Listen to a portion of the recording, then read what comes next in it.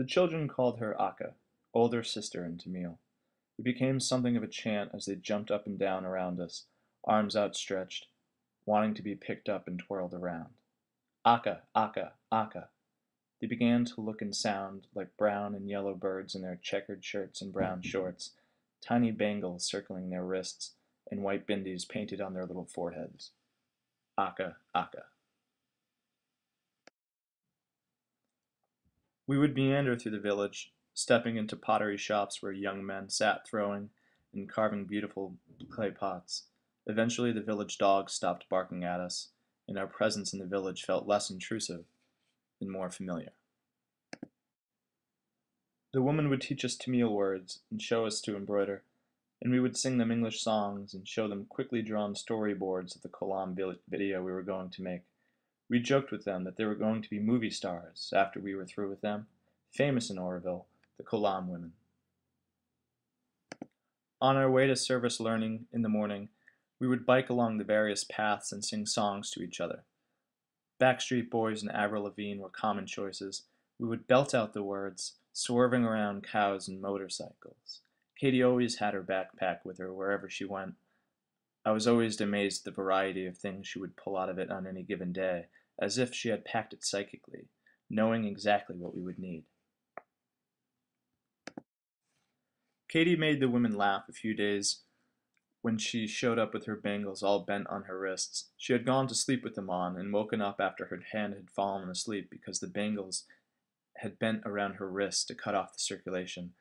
The women got a real kick out of that story because no Indian woman would wear bangles to bed. Katie grinned unself-consciously and took their teasing gracefully.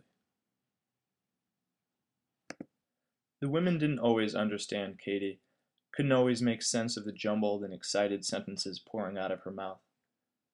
She would see their puzzled looks and slow down, adding upturned thumbs and raised eyebrows to her stories.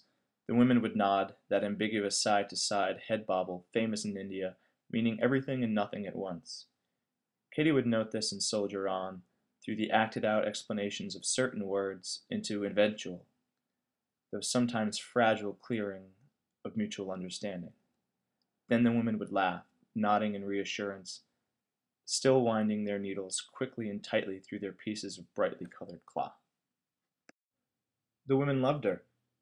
One day she showed them ballet steps, leaping across the shabby room they worked in, and they clapped and cheered. They made her sing Tomorrow from Annie. Over and over again she would sing, head thrown back and laughing, punctuating the chorus with upstretched arms, swaying back and forth. The women called her Kamali. She wanted a Tamil name. Katie and I both learned how to draw this and Lakshmi's favorite kolams. In fact, that's what we were doing on the morning of March 20th. Shanti, Lakshmi, and Andati were carefully tutoring us on their favorite kolam patterns, watching us do them over and over again in pencil. When I went back the next week, the women were distraught. Some of them had been sitting next to Katie that morning and had been coaching her gently. I've thought many times about that morning, about how I could have paid more attention to Katie, about how I could have engaged her in conversation or noticed how quiet she was.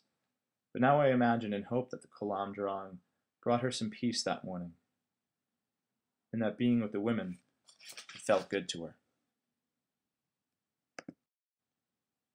Kamali. It was the name of a lotus, and Katie's name in India. Shanti picked it out, and Andahi sounded it out for her, printing it in her carefully penned letters in the notebook that held her English exercises.